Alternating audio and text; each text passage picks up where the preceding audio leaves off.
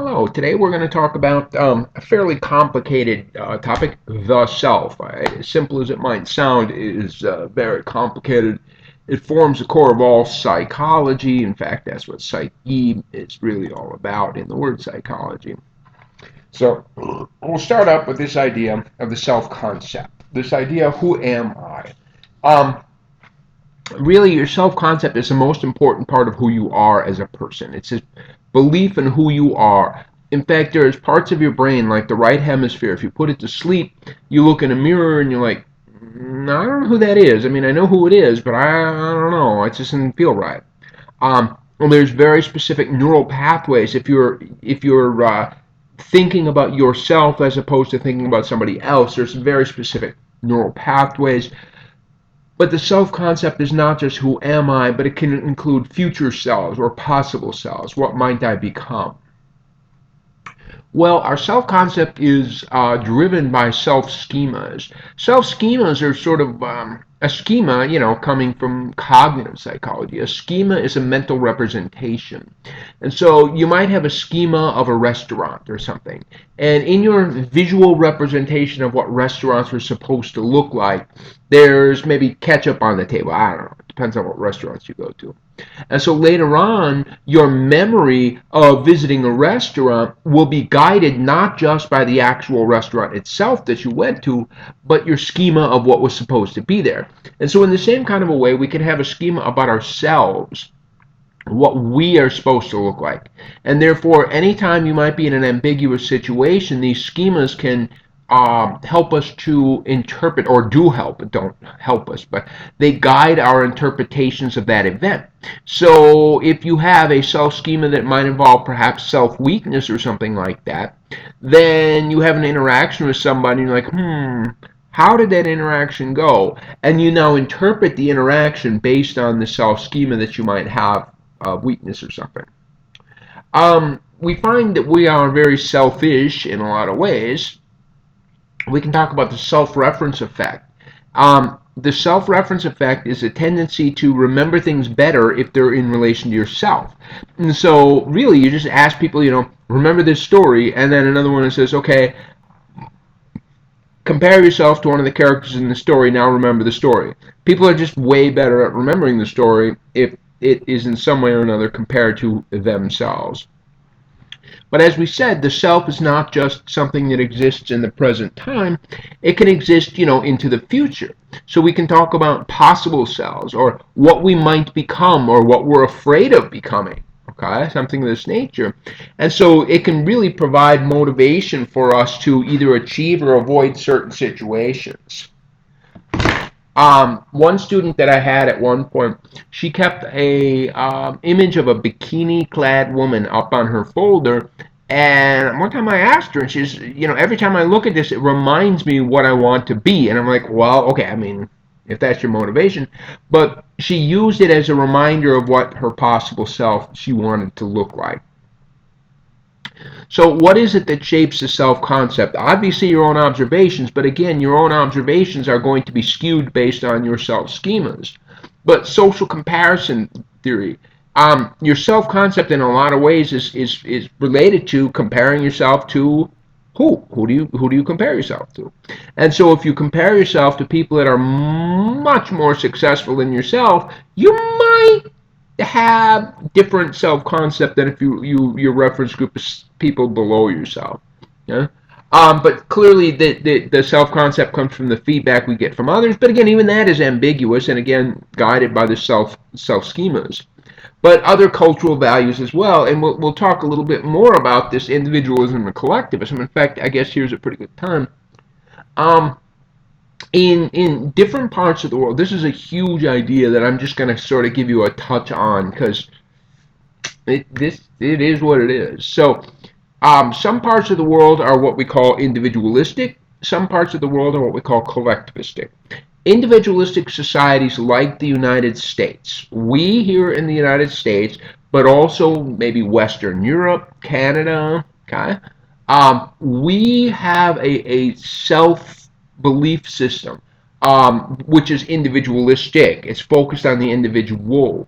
We in the West, keeping it simple, we can imagine a self that exists as an independent entity, a self-sustained self-sustained, whatever, a completely intact self. Whereas people in more collectivistic societies are more likely to define their self-concept and who they are based on group membership, okay, based on family ties, things of this nature. And so keeping it incredibly simple, because this is a hugely complex topic, people from collectivistic societies cannot possibly imagine an independent self, a self, you existing as somehow independent from others, because your very definition of who you are and what you are is simply defined by the relationships that you have. Now, these two cultural values or ways of thinking, individualism and collectivism, permeate everything that people do. All cognitive processes in every chapter of every psychology textbook you look at, you'll find that individualistic people, it looks like this, collectivistic people, it looks like this. So what you'll find is all of the psychology classes that you have taken or will take are extremely biased towards people with more individualistic type thought. I think I had already mentioned it at one point, how therapists, yeah, that's right, I did. How a therapist might look at, a 40, a 35-year-old unmarried male living at home. From an individualistic perspective, that's like, dude, what is wrong with you? From a collectivistic perspective, that's like, that's your obligation. So clearly it permeates oh so many aspects of our society.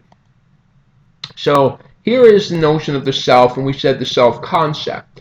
But related to the self concept is self esteem. What am I worth? But this what am I worth? What are my values? Self esteem is your overall assessment of who what you're worth, something of this nature. Well, we can talk about self esteem in terms of two different things: trait versus state. And trait versus state is a big distinction in the world of psychology, and this applies to far more than just self-esteem. So trait self-esteem or trait happiness or trait, fill in the blank with all kinds of stuff, is the idea that some people just have a higher level of self-esteem. In every situation, some people's self-esteem is higher than others. State self-esteem is the notion that based on the situations around you, your self-esteem may go up or go down, okay? Based on the successes or failures that you've had today, you'll be higher or lower. Okay, so trait is sort of carried with you from one situation to the next, whereas state is much more temporary and subject to change. Here was a really cool research study I did one time. This is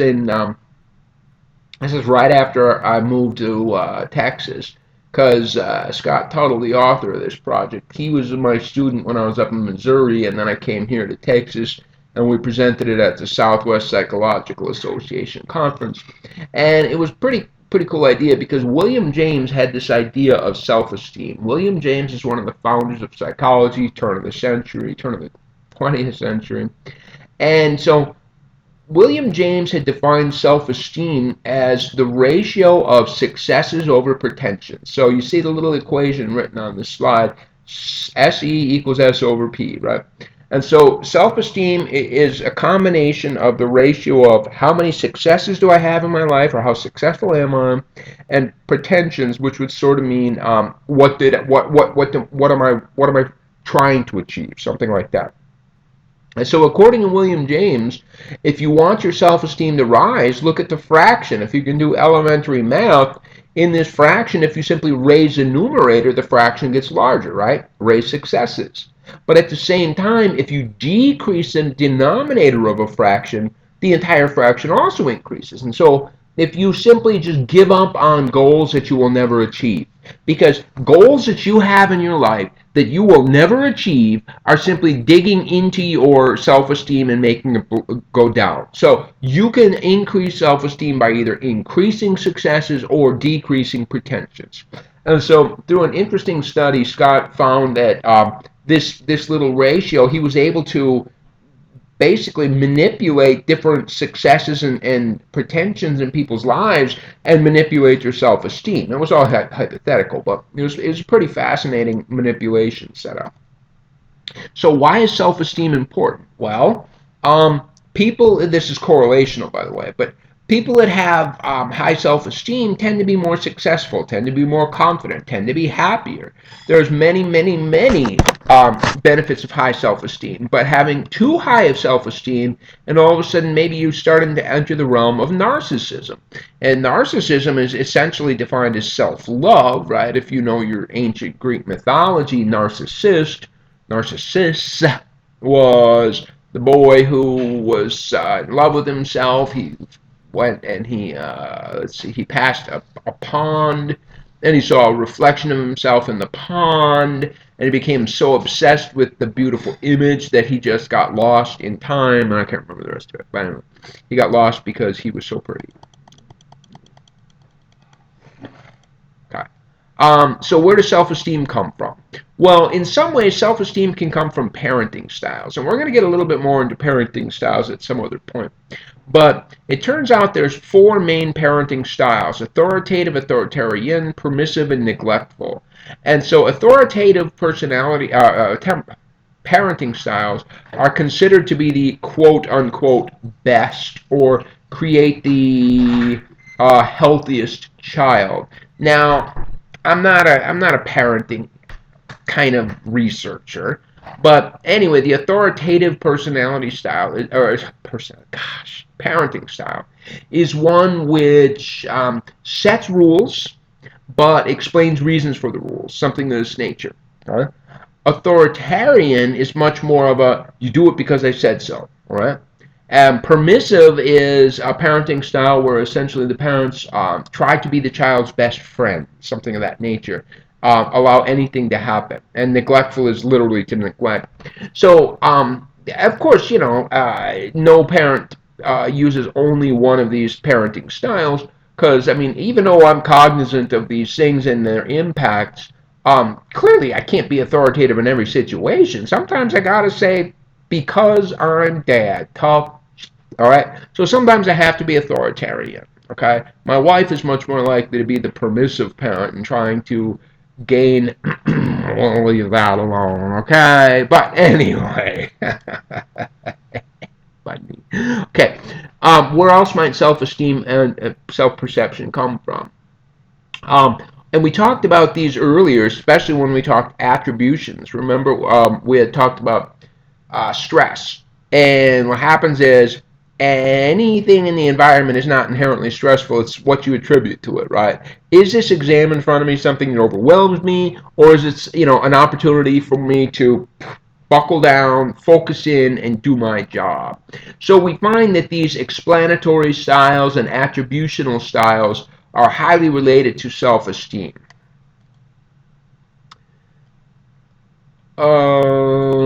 Self-enhancement. Yeah, it's really kind of an interesting conception. We talk about self-enhancement, and Americans, generally speaking, we self-enhance on a very regular basis. Self-enhancement would be a self-serving bias where when I succeed, it's because I'm awesome. When I fail, it's because some unfortunate situation has interfered with me. Okay? We improve ourselves by announcing our affiliation with successful people, right? We want to hang out with the rich and the powerful and the famous, or want to be seen with them because somehow that's going to make us look better. Or even self-handicapping, which is to sort of make an excuse for your own performance so that when you fail at the task itself, you don't look so bad. Something like that. But anyway, what's very interesting is this concept of self-enhancement is actually really an American thing. I mean, see, in America, we need to. Let's say, for example, I remember when I went to get the job that I currently have, and I was asked, can you teach neuroscience? And I said, yes, of course I could teach neuroscience. I had never taught neuroscience. I had no idea if I could teach neuroscience. But I'm at a job interview, and I'm going to say, yes, I can. I can do that. Well, that's an American perspective. Other perspectives are like, well, I don't know. Even if you're absolutely confident that you're able to do so, you might be quite hesitant to do so because the notion of self-enhancement. In fact, going back to the individualistic versus collectivistic ways of thinking, In collectivistic in Japan, Japan is a collectivistic culture.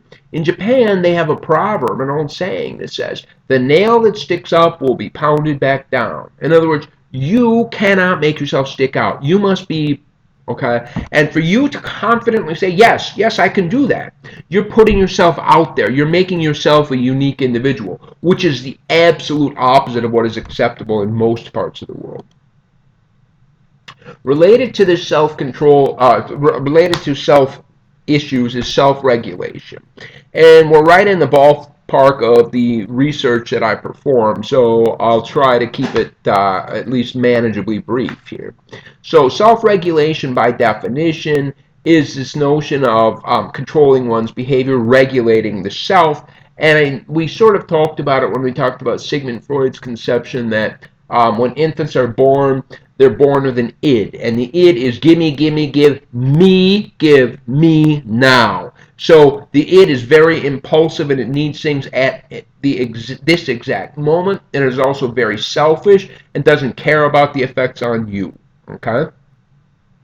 And so as we move into self-regulate, no, you got different selves. I'm going to get self-regulation. You be patient. I know it's up there. I just don't remember when. Okay, self-efficacy. Beliefs about your abilities to perform. Again, self-efficacy, much like self-esteem, is highly correlated with all kinds of other factors such as success, income, and etc. Self-defeating. We'll talk about self-defeating when I talk about impulsiveness in a little bit, because that's kind of the opposite. Public self. Yeah, this is interesting. We have many selves, okay? As we said, we have our present self, we have our future self, we have our anticipated self, but we also have our private self and our public self. And so our private self might be very shy and scared, but our public persona, our public self might be brave and strong, something of this nature. We use impression management. We use different techniques to try to get people to believe that our public self is true, something of that nature. It's interesting. All right, here we go. Ways to build self-esteem. Your self-image is in some ways, many ways, outside of your control. Don't let others set your goals. Use others to help you decide what is an appropriate goal, but don't use the "oh, your big brother did blah blah blah, so why aren't you?" Don't you? You're gonna fail. You're gonna have a horrible self-esteem if you use that type of a representation. Recognize unrealistic goals. Yeah, there you go. That goes back to the William James and his concept of the self-esteem. So if you recognize unrealistic goals and you let go of those pretensions, your self-esteem should rise. Modify negative self-talk. Yeah, absolutely. This is that whole appraisal thing. Emphasize your strengths. I like that. And approach others with a positive outlook. Yeah, put a smile on your face. As silly as it is, people respond back to you quite powerfully. Here I go back to the self-regulation I intended to do. So self-regulation, as we said, the id when it's born is both selfish and self is impulsive and selfish. Okay, so most decisions that we make in our lives really come down to two options. Okay, one option is easier or more fun, and the other is often more difficult or less fun. Okay, so here I go. It sounds simple. I'm walking through the kitchen. I saw a sink full of dishes. One choice is to ignore the dishes, and the other choice is to buckle down and do the dishes. Okay, so clearly what happens is the one that is more painful at the moment, actually doing the dishes, leads to better outcomes later, like the sink is empty and not rotten. But the one that feels good at the moment, which is of course leaving it, leads to even worse outcomes because later on when it's time to do the dishes, it may well be rotten, it may be stuck on, you may have to scrape 5 times harder, etc. So we can talk about self-control, and we could break this down really pretty straightforward. To exhibit a self-control behavior is to choose that option which is more difficult at the moment and more painful, but which leads to better outcomes in the future.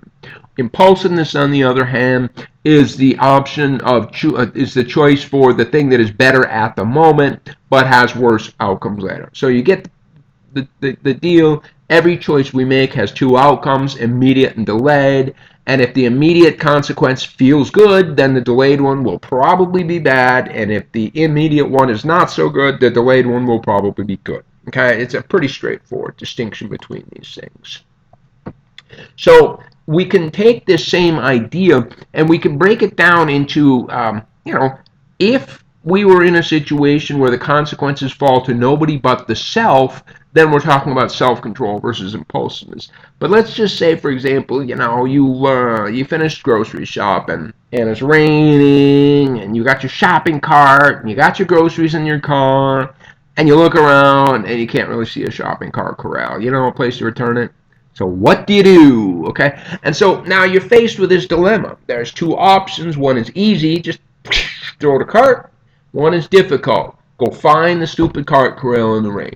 Now, in this one, however, the long-term consequences of throwing the cart are in fact bad, and the long-term consequences of returning the cart to the shopping cart corral are good.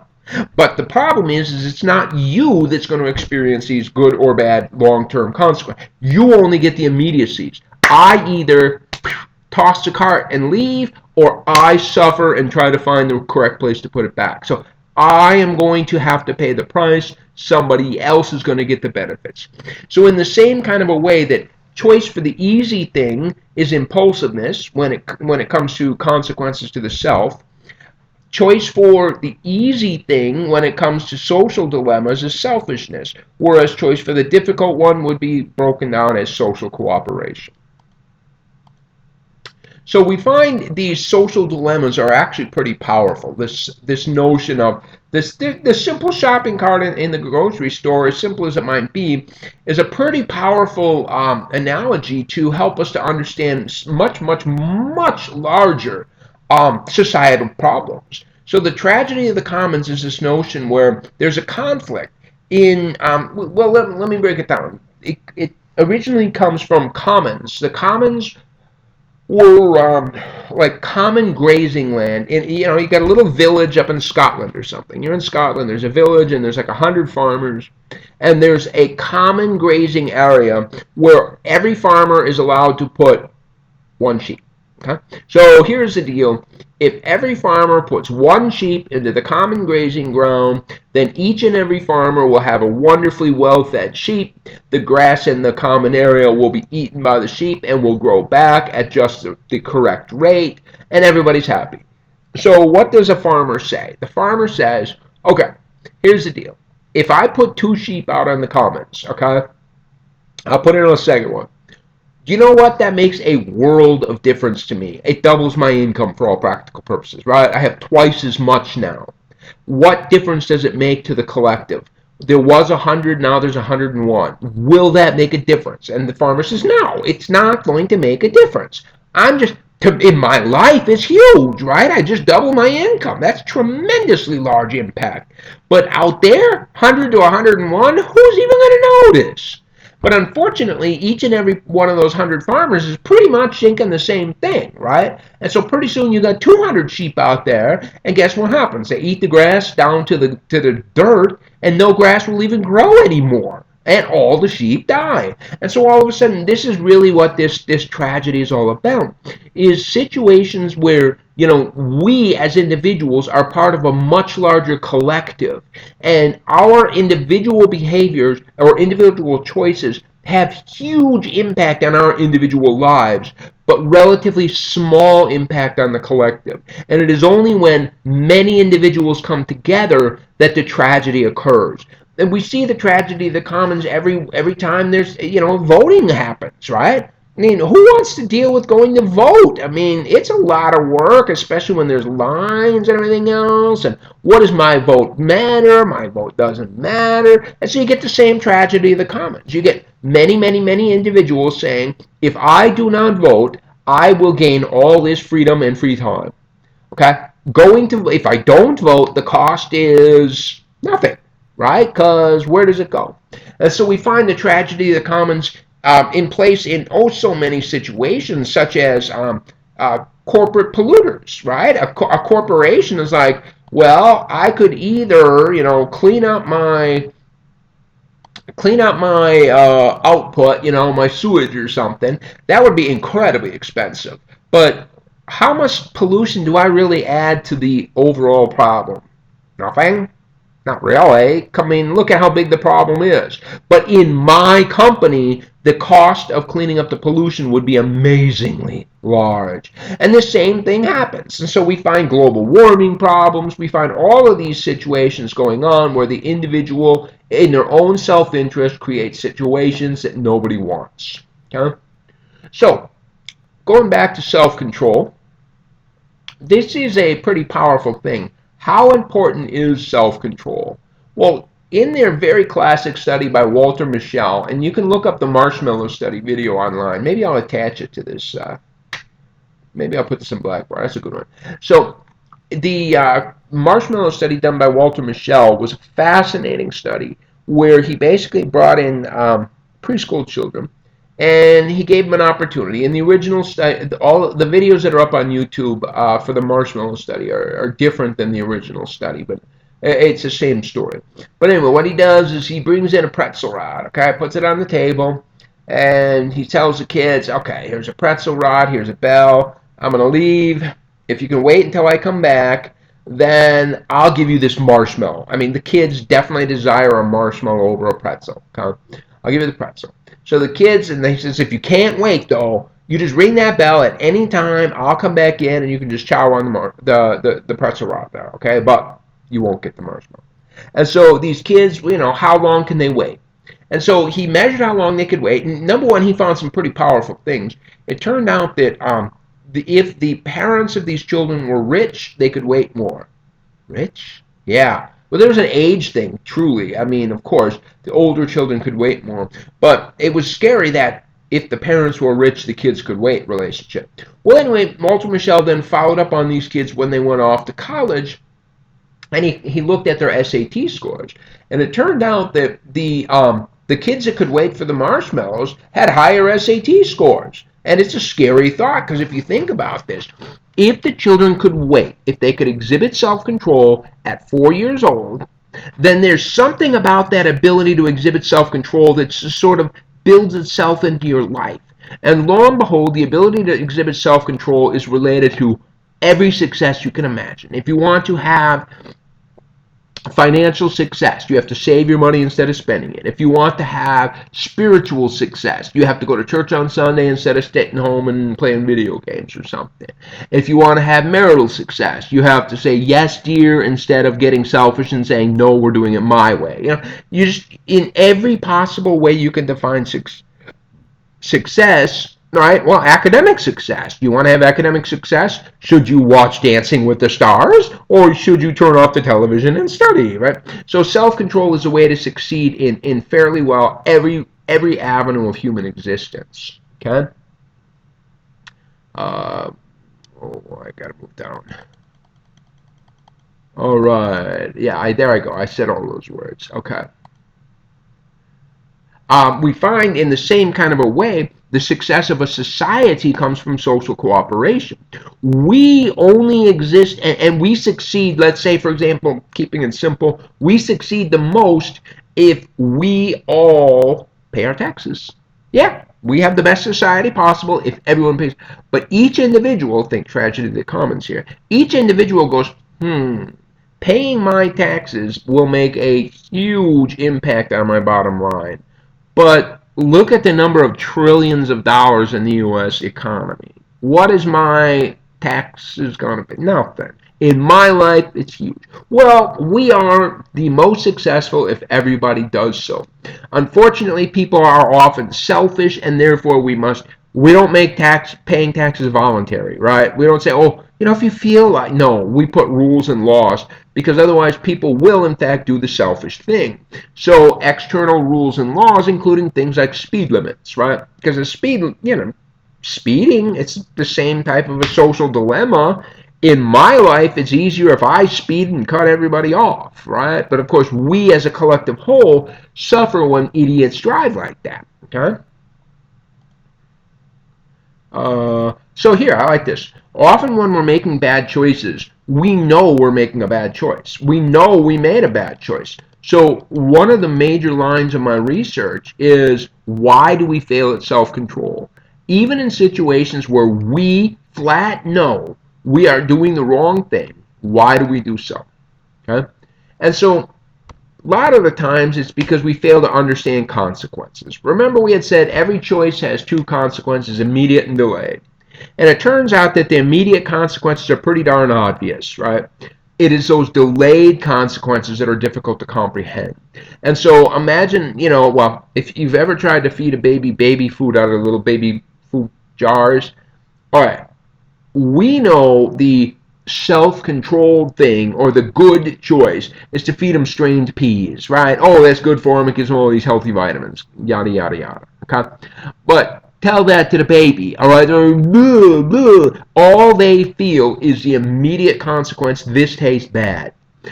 And we as an adult know that the little desserts are actually the bad one. That's the impulsive option. It feels good now, kind of a thing, because that leads to obese babies.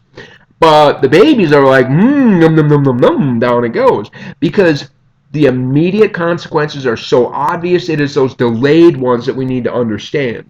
And so until you have enough experience in your life to understand delayed consequences, by definition, those immediate consequences, the desserts taste better, will rule all behavior.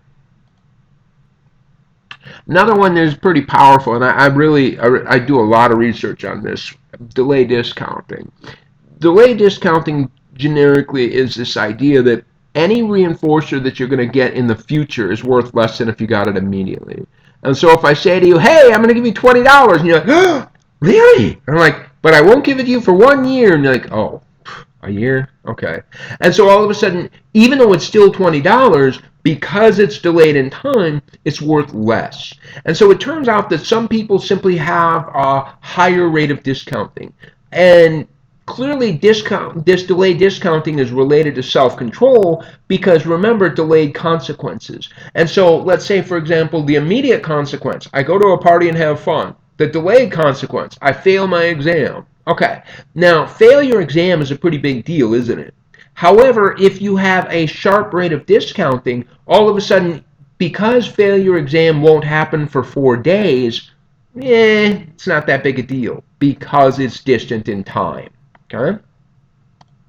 And so it's pretty powerful here. Let me remind myself, what am I doing here? Yeah, it's a pretty powerful idea.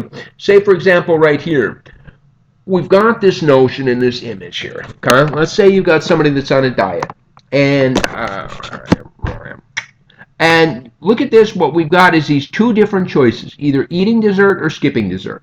Okay? Those are the two choices. And imagine it's right now. You see along the bottom axis, it says right now. And check this out. You see that the choice for skipping dessert leads to ideal weight on the further right. However, that ideal weight that you receive from skipping dessert does not occur until some point in the distant future. Okay? Because ideal weight is out into the future, as you can see based on that curve, its value discounts with time. So now moving back to right now, we see the immediate value of dessert is that short little line. We see that the discounted value of ideal weight, even though ideal weight is far more valuable once you get there, at this moment, the immediate value of dessert is higher than the immediate value of ideal weight. Okay? And so all of a sudden we eat dessert. Even worse though, we could have this image where what we got is, let's say it's morning time. Okay? You're going to go out to eat dinner this evening, and so what's going to happen is dessert this evening and ideal weight are both discounted in time. They're both out there in some distant future. And so you see now that dessert is discounted. You wake up in the morning and you logically look and you go, okay, look, the value of dessert is less than the value of ideal weight. And you say to yourself in the morning, tonight when I get out to that restaurant, I will not eat dessert. And all day long, I will not, I will not. But you see, as time progresses from left to right along the bottom, eventually what's going to happen is the value of dessert is going to become well, dessert is going to become much closer in time, and you're going to see what happens there is that these two graphs are going to cross each other. And so somebody might be absolutely perfectly logical and in the morning say, I'm not going to eat dessert because I can see that the ideal weight is better, but when you get to that moment in time, boom, things switch. And so if you can pre-commit, commitment is this notion. Go back to the morning and somehow or another commit yourself. Say, you know what? I am not going to do this when I go out there, and you're going to find some way. Let's say, for example, I've been very apolitical, so I'll throw in a political joke for you. All right, if I buy dessert this evening, then I will give $1,000 to Donald Trump's reelection campaign. One of the most painful things I can imagine, okay? I'm sorry, okay? And so you can add some incredible pain to the dessert outcome to commit yourself at some point in time. Pre-commitment is very highly related to people making New Year's commitments, right? If you're pulled far enough back in time, away from the moment when you're going to actually smoke the cigarette or actually eat the dessert, then you can logically see which one's larger. So we make a public commitment to this behavior in an attempt to decrease the value of the dessert or the smoking or whatever it is we're doing. Another reason that we fail at self-control is something called time horizons, and time horizons are very related to the idea of discounting. But a time horizon is a point in the future where reinforcers no longer decay or discount, but they disappear. They're just flat gone. So it turns out that, like say for children, you could say to a 2-year-old, would you rather have an Oreo today or 2 Oreos tomorrow? And the kid's like, just give me the Oreo, right? You go, okay. Would you like to have an Oreo today or a bag of Oreos tomorrow? The kid's like, just give me the Oreo right now. Okay. How about an Oreo today or a lifetime supply of Oreos tomorrow? And the kid's like, just give me the Oreo now. Because the kid is indicating to you, tomorrow is outside of my time horizon. There is no discounting. We can't talk about it decays with time. And no, it's just gone. Okay? And so, generally speaking, the older we get, the further our time horizon tends to be, right? I mean, if you didn't have an appropriately long time horizon, why would you ever save for retirement, right? Why would you do so? Oh yes, uncertainty. Part of the problem with making the right choice, what makes it difficult to be self-controlled, is that those immediate consequences are pretty obvious. Let's say, for example, your alarm rings in the morning. You can either get out of bed, the self-controlled and difficult thing, or you can hit the snooze button, the impulsive thing. Now, the impulsive choice, the consequence right now, is obvious. I mean, if I hit the snooze, it does feel better. If I get out of bed, it does feel worse. Fact. Okay, what are the consequences of hitting the snooze button? I don't know. What are the consequences of getting out of bed? Well, and we can, rationally say, well, as a general rule, getting out of bed on time tends to lead to getting to work on time, which tends to lead to, keeping our job, which tends to lead to, and I mean, we could go on all of these tends to things. But the fact is, there's no certainty in this, right? If you smoke, you get lung cancer and die. No. If you smoke, then there's an increased probability that you get lung cancer or something like that. So it's really an interesting idea because people just do not do a good job of understanding uncertainty. In some research I was doing, I had people have, experience consequences with some uncertainty and stuff. And they were getting these consequences, when they made the self-controlled choice, 85% of the time it led to a better consequence, right? Usually. So when you get out of bed, when you get out of bed when the alarm rings, it almost always leads to better consequences. When you stay home and study instead of going to a party, it almost always gives you better grades. But not always, not 100% of the time. And unfortunately, when people were presented with consequences that were occurring with an 85% frequency, they were, asked, what was the probability? And they said, 50-50. And what? No! 50-50 implies random. 85% means, wow, it's, you do the right thing, you're probably going to get paid for it. Okay? So what I did one time, this was me when I was quitting smoking. Okay, this is how I dealt with quitting smoking. So you see what I had here. We've seen this image with the dessert and the ideal weight, etc. So it's the same basic image. And so what I said to myself was the problem is that at the moment that it comes time to make the decision about whether or not to smoke or not, the value of smoking is higher than the discounted value of good health, right? That is the fundamental problem. If I can find some way so that these two curves don't cross each other, then maybe, just maybe, I might be able to quit smoking. And so what I did was I added some value to that good health curve. Because what I did was at that point in my life when I quit smoking, I didn't have very much money. And so one of my guilty pleasures is candy. I enjoy candy. And so I told myself, as long as you don't smoke, you can buy any candy you want. Okay? Anything in the world, you can buy it. It's yours as long as you don't smoke. And so by doing so, what I did was I raised the value of the good health curve, right? I raised it and increased it by adding something to it. Then I looked at the smoking one and I did my best. I tried to drop the smoking, the value of smoking as much as I could.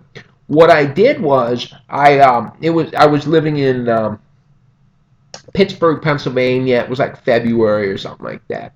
And so I would just sit outside and I would look at these people that were standing in the slush and huddling, ooh, and they were shivering cold, but they were out there smoking. And so I was just out there kind of just in my mind making the act of smoking look as stupid as possible. And so you see what I did was I took this problem where you have crossing between these two values and created a situation where there was no cross between the values. And all of a sudden the right choice was a simple thing to do, right? It didn't take any complex decision-making mechanisms. All right, so that's some pretty cool stuff, and hopefully we can understand the self a little bit. And in particular, as I said, it's critical to understand how much culture plays a role in understanding the self, the individualistic versus the collectivistic cultures. All right, so I'll see you next time.